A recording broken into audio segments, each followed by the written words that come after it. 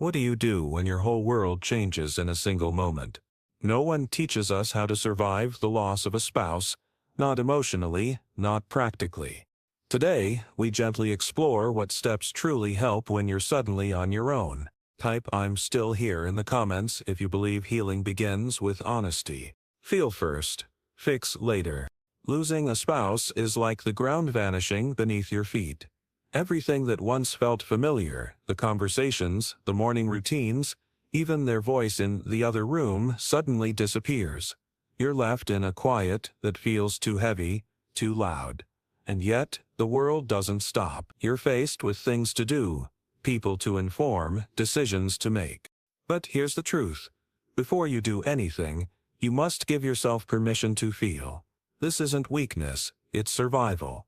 Many people rush into being busy to avoid breaking down, cleaning, organizing, making calls, just to feel some control. But burying grief only delays it, and when it returns, it usually comes back harder. You don't need to stay strong. You don't have to smile through it. If your heart is shattered, let it be. Cry when you need to.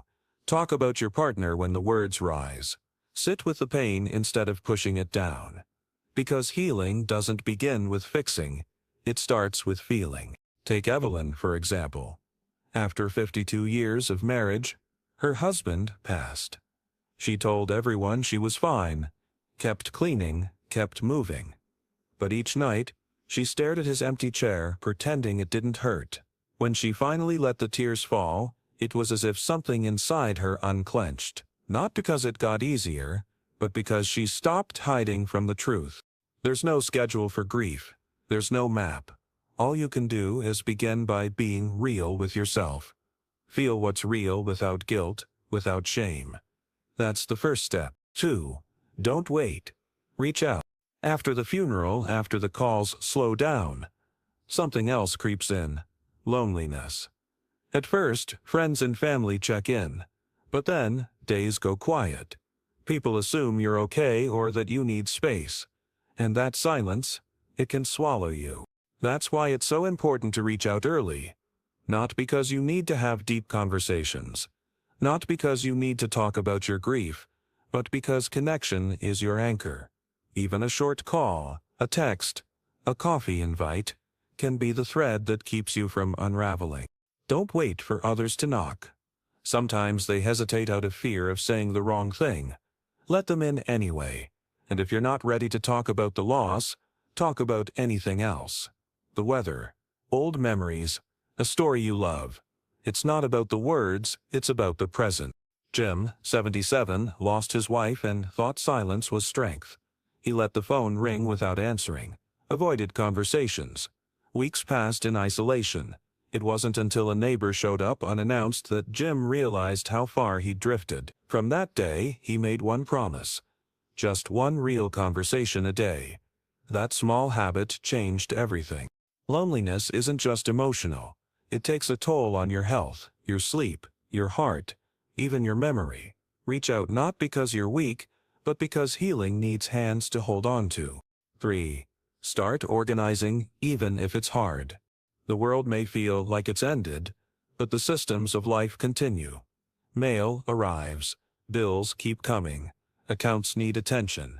In the midst of your grief, this feels unfair. But if you don't take action, important matters can slip through the cracks. Now's the time to gently begin gathering the critical documents.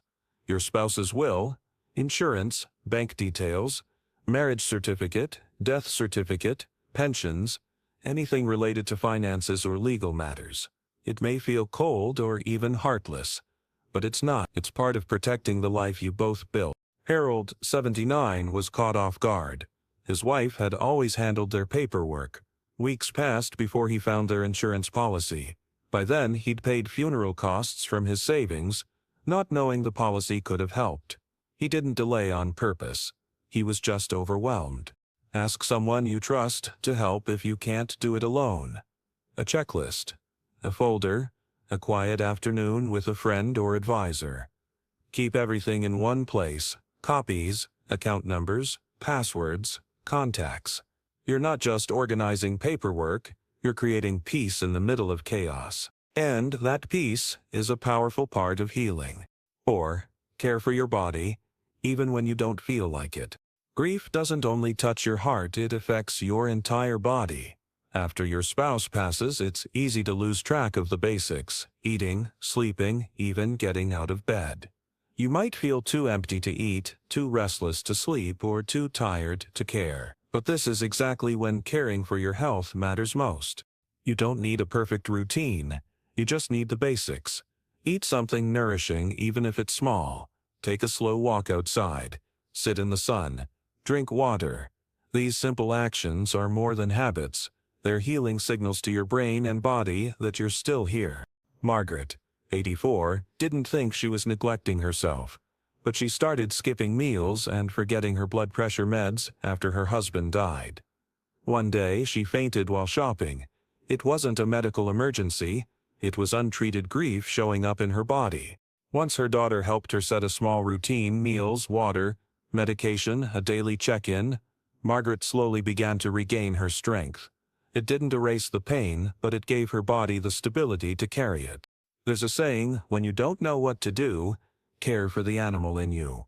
Feed it, rest it, move it, soothe it, brush your teeth, get dressed, take that short walk, not because you feel like it, but because your body needs your help to return to balance. And if anything feels off, don't hesitate to call your doctor. Even a simple checkup can bring clarity when your emotions feel cloudy. Taking care of yourself doesn't mean forgetting the one you lost. It means honoring them by not losing yourself too. Don't make big decisions too fast. When life feels unbearable, it's tempting to escape, to move, to sell the house, to pack up everything that reminds you of your spouse. The pain feels so overwhelming that a change seems like the only way to breathe. But here's something many don't realize until it's too late. Most decisions made in early grief come from desperation, not clarity. And that often leads to regret. George, 76, made this mistake. 2 weeks after his wife's sudden death, he sold their home and moved near his son, thinking it would help. But the new apartment felt empty, unfamiliar. He missed his neighbors, his garden, even the kitchen they remodeled together. Now he was grieving two things: his wife and the life they built. There's no need to rush. You don't have to empty closets or take down photos this week. You don't have to cancel memberships or close bank accounts tomorrow. Give yourself time to breathe. Let your heart catch up to what's happened. And if others are pushing you to move quickly, gently ask for space. Tell them you're not ready. This isn't about clinging to the past. It's about protecting your future from choices you might regret. Especially with financial decisions, get guidance. Let someone you trust, or a professional, walk through the options with you. Sometimes, just having another pair of eyes can prevent a painful misstep. You've already lost something precious. Don't multiply that pain by rushing what doesn't need to be rushed. In time, you'll feel more grounded. And from that place, better choices come. 6. Rebuilding yourself. One step at a time. When your partner passes, it's not just their presence you lose. It's the shared identity you had together. You were part of a we, a duo, a rhythm, and now, suddenly, you're not sure who you are without them. This part of grief is quiet and rarely talked about. But it's one of the most important. It's the slow discovery of who you are now, what you love, what you want, how you live. Not as a replacement, but as a rebirth. Irene, 82, had been married for 55 years. After her husband died, she left everything exactly the same. His shoes by the door, his cup on the counter. It brought comfort for a while. But then, one day, she picked up a paintbrush again. She hadn't painted since her 20s. It wasn't to distract herself. It was to reconnect with something she forgot she loved. That's what rebuilding looks like. You don't stop loving the one you lost, but you start remembering the parts of you that are still alive. Maybe you explore a hobby. Maybe you travel. Maybe you join a local group or start journaling. These are not replacements for your love. They're ways to keep growing while carrying it. You don't have to have all the answers. You won't. But every new habit, every small decision, is part of creating the next chapter of your life. You're still here. You still matter. And who you're becoming deserves love too. Type "I'm becoming me" again in the comments if this part touched your heart. Losing a spouse isn't just about saying goodbye to the person you loved. It's about waking up in a world that feels unfamiliar, quieter, and colder. It's about feeling like a stranger in your own life. The days stretch long, the nights feel endless, and the very rhythm of your existence is disrupted. No words can erase that pain. But there is something you can do. Something soft, human, and real. You can begin again. Slowly, kindly, carefully, and most importantly, without pressure to move on. Because moving on is never the goal. It's about learning how to move with the love, with the memory, and with the grief. These 6 steps aren't instructions, they're lifelines. Feel before you fix. Reach out before the silence grows. Organize what matters gently. Take care of the body that still carries your heart. Pause before you make big decisions. Rebuild who you are slowly and on your terms. None of these steps are easy, but each one matters. Each one helps you hold on to a sense of steadiness, even when everything else feels uncertain. You don't have to be good at grief. You just have to keep showing up for yourself day by day, moment by moment. Let this be your reminder, you are not alone. Others have walked this road. Others are walking it now, and just like you, they are learning to live with a heart that's been cracked open. Grief doesn't mean your story is over. It means the next chapter is just beginning.